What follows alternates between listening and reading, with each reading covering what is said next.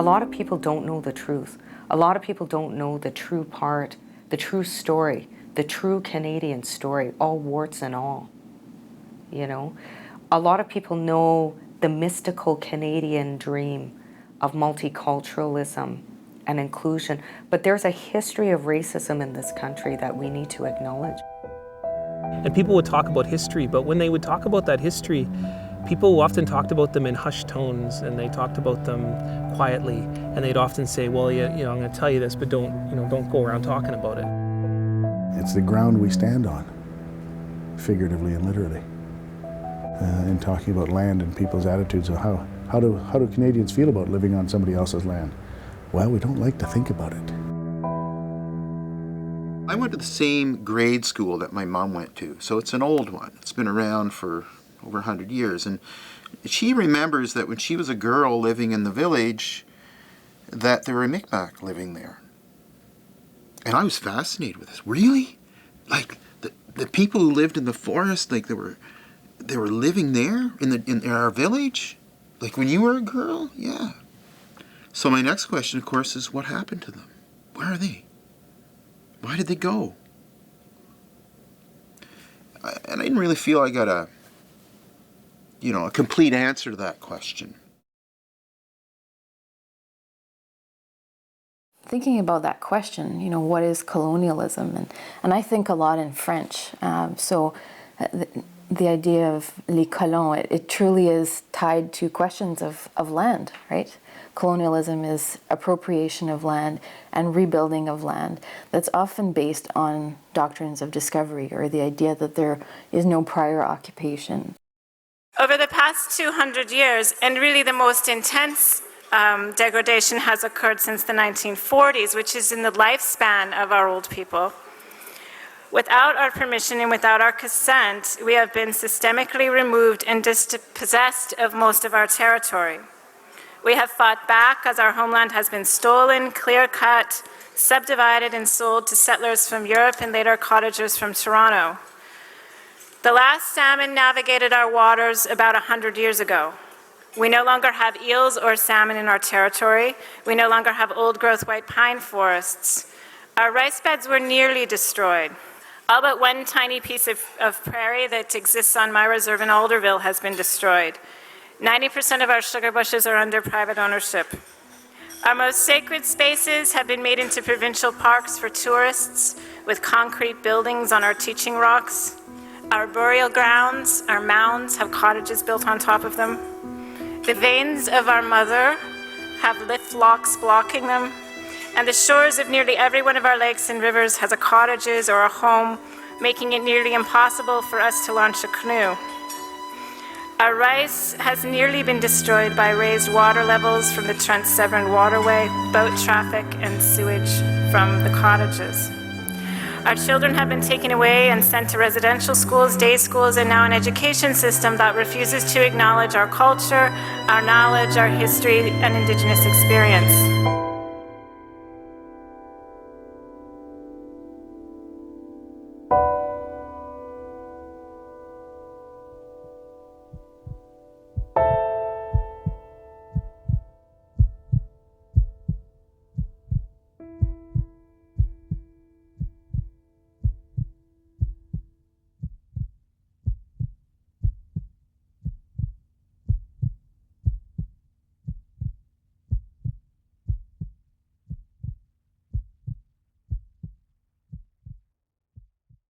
I grew up in a non-Native family. I was adopted into a settler family. My grandparents are from a family that have a heritage homestead. We celebrated the 100th anniversary of the homestead 2 years ago, on both my adopted father and adopted mother's sides.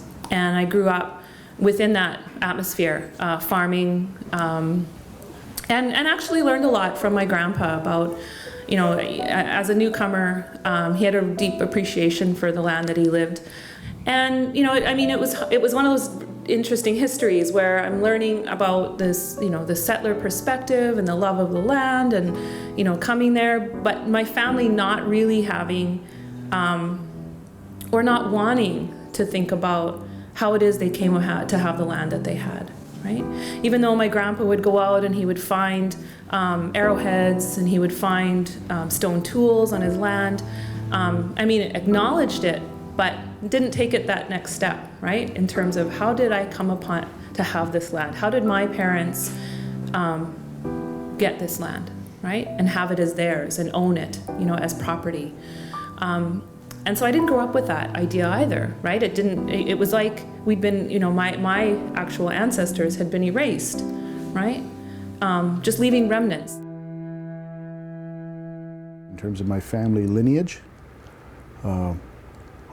in 1, 2, 3 generations, I guess, they've all been a part of the story of colonization in Canada. In the 1850s, there was a whole migration of Scots that came to southern Ontario, up around Huron County, and populated it. And that's all been treated. And they populated it as a result of treaties being signed with the people in that area. So they were living on Indian land. And that generation, back in those days, they had lots of kids, big families, just to support the work of the farm, eh? But of course, when the kids got bigger, they wanted their own land. So there was a subsequent migration. The next generation, my grandfather, out to Manitoba in the 1880s, after the treaties had been signed in the 1870s, so my grandfather and his brother traveled out to Manitoba, just south of Riding Mountain National Park, off the Yellowhead Highway now, and homesteaded, were given land, and were the dominant people in what became a little town, Angusville. I have ancestors who came to the United States as settlers and colonizers, and they participated in colonialism by buying lands that were obtained by the government in unethical ways, and buying those lands very cheaply, and after they bought the land, doing what they, like there's this farming term that they call breaking the land, which I just find really, it sounds very violent, and this is what they did. They, I'm sure that there was a lot of destruction that was done by my ancestors on the lands that they farmed. And I know that I also have ancestors who participated in the logging industry, and I'm imagining that they were logging old-growth forests in what's now called Wisconsin. So they settled on the lands of Anishinaabe people, and before those lands were where Anishinaabe people lived, Dakota people had lived there. And also I have ancestors who settled in Nebraska, in the lands of the Omaha Nation there. I think that they probably perceive the Indigenous people of the land as less than human, and according to scripture, they were here to dominate and rule over them, so they had every right in their own minds to push them off the land, to kill them, to change them however they wanted, and so they stole this land and then became wealthy on it.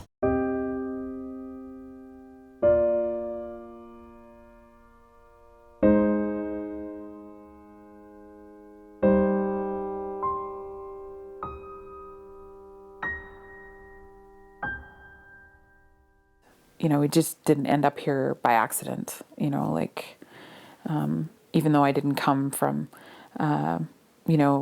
ancestors who were educated or wealthy or anything like that, come from very sort of like peasant roots, no education, maybe grade 3 in some cases, that kind of thing, right? But they still were able to farm on land that, right? So you have to, and none of this happened by accident. Whatever flyer made its way down to the Ukraine that got somebody on a boat, saying that there's free land in Canada to have for whoever wanted to work it. They, worked their butts off fine. No one's going to say they didn't, but, they were able to do that on land, that of course was, effectively stolen from other people, right?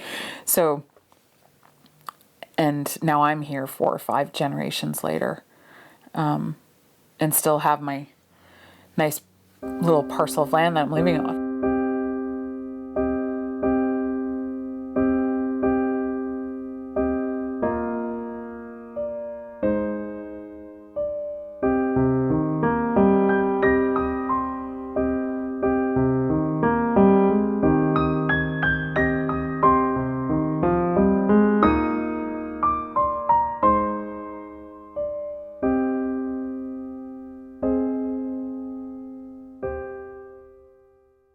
it was when we adopted Abby that we recognized that the very lands that my parents and grandparents were welcomed onto were the lands that her grandparents were dispossessed of.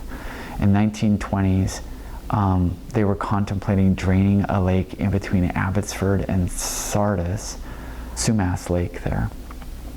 They were going to drain it in order to make farmland, and the local Stalo peoples were resisting that and saying, no, like, this is where we live. They had villages around the lake. They even had homes and fishing sites built on that lake on stilts. And that's where my daughter's great-grandparents, great-great-grandparents lived, right on that lake, right around it. And so they were dispossessed, removed. No doubt many of them ended up at Kokalitsa Residential School right there in Sardis.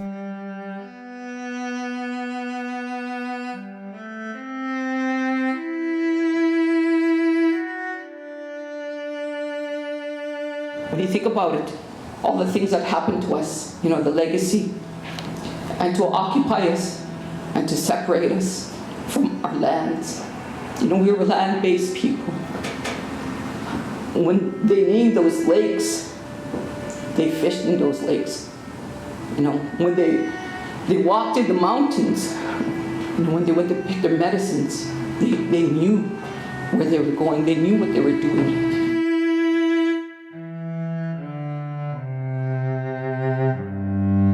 I'm also a descendant of a removed community in 1907 that still endures that legacy, still exists, very much struggles with the violence that happened to us when we were forcibly removed off our lands so that Manitoba could move in all of these farmers into our territories. And I started to learn about why there were Native people in Selkirk. I always wondered why. Why are there Native people in this town? And all of them were ironically north of Manitoba Avenue. All the Indigenous people that I knew. And so all of my auntie, my uncle, everyone lived on the north side of Manitoba Avenue. And that's because people had moved into town when they were removed, or when they moved in from the north, they moved to either the cheapest area or the area where that was my father grew up, and that's where the place where all the Indians kind of lived. We did some research recently, and of course there was very little written about who lived on the land before the Mennonites. But there was talk about conflict between the Mennonite farmers and the Aboriginal people in the area. And I know from other texts that weren't specific to that particular spot that the Aboriginal people were farming in that area at one time and were kind of legally pushed off the land by the government, who started making rules to make it impossible for them to survive as farmers there. And then that land was given to the Mennonite community, which is my husband's family, who became quite wealthy as a result. And the Aboriginal people in that area are now relegated to the reserves, and the two communities don't mix. The neighborhood that I live in is very close and sort of borders on a community that is referred to as Rooster Town. There's a sort of a primarily Métis community that was here, especially from the late 20s to the late 50s, and then was forcibly removed and displaced by the city of Winnipeg. So when I walk around, outside of this home, I'm, the more I learn about that particular history, in addition to, the Indigenous peoples that were here before that particular group as well, it just really, it shrinks history down or makes it very close to me. So even though my ancestors came over decades and decades ago, it doesn't feel like that time is that great to me at all. Like, it feels like it's very present and very now.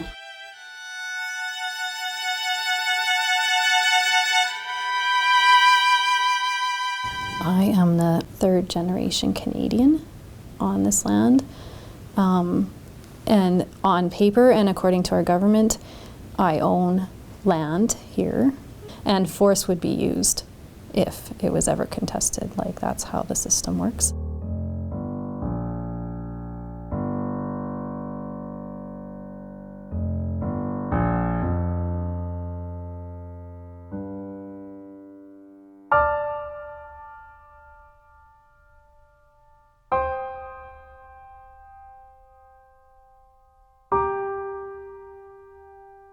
When I learned about the removal, when I learned about the violent history of dispossession, when I learned about how the treaties had been treated in the Selkirk area, I suddenly understood that history. The light bulb kind of went off for me, and I went, now I understood what I grew up with. When I look at a building, we're at the beautiful campus of the University of Manitoba. We're in this really beautiful city of Winnipeg, and we're in this beautiful place originally called Manitowabo, and this beautiful place, formerly called as Kanata, and I see such pain and such devastation and such violence that's taken place for these things to be what they are now. And I see these things as so sick, so full of, these buildings right here are washed with the blood of the people that were removed in order for this place to be. I tell my students, what does Pembina Highway mean? And this highway that comes right here. And they can't tell me. Nobody knows what that highway means. And that highway, which was created by Métis trade, and so then, and the Métis fiercely fight for this territory. They were fighting because this was who they are. This is who their livelihood, their being, every part of is in every blade of grass, and is in the names of this place, is in the wind.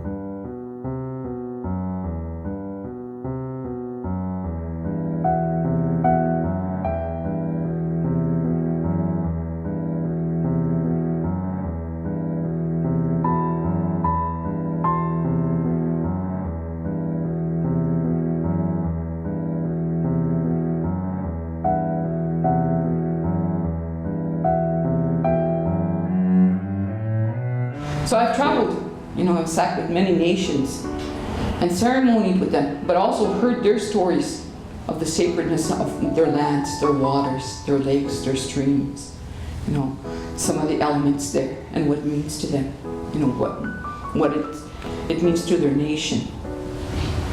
So I got the privilege of sitting with them and hearing that sacred connection, of knowing this is where I came from.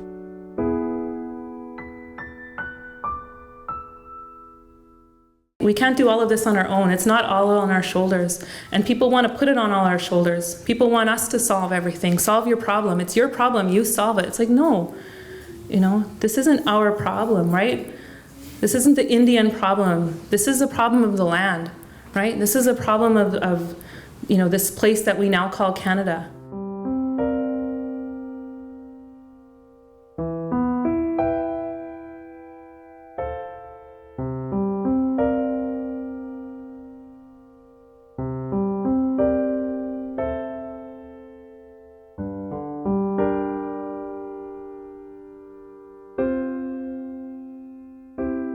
And in some ways a good starting point, for me anyway, is to try to go back and know as much about, as a settler, the ancestors of settlers, the land that you're living on now and the history of it, and who lived there before, and what exactly transpired to make it so that they are not living here now in the ways in which they did previously. And my take on this is that if everyone in the country we call Canada did this, if all non-Indigenous people did this, we would just be miles ahead in this great project.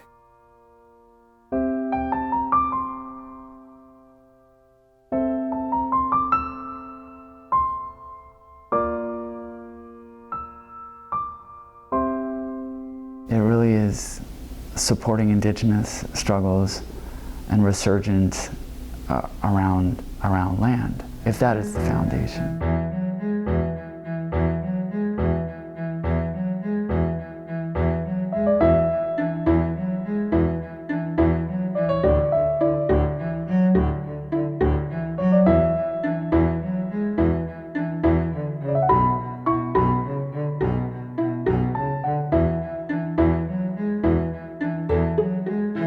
Murray Sinclair says this, your responsibility is to repair what was broken, to return what is lost. Like, that's huge, right? But you begin small. You get to know your place that you're in.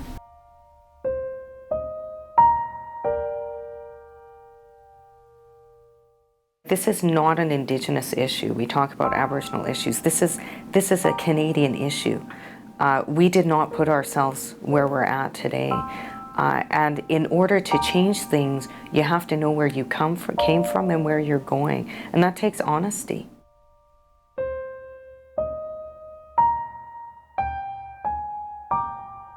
That sense of where I come from has always been really solid and firmly rooted on the banks of this river and in this part of Manitoba.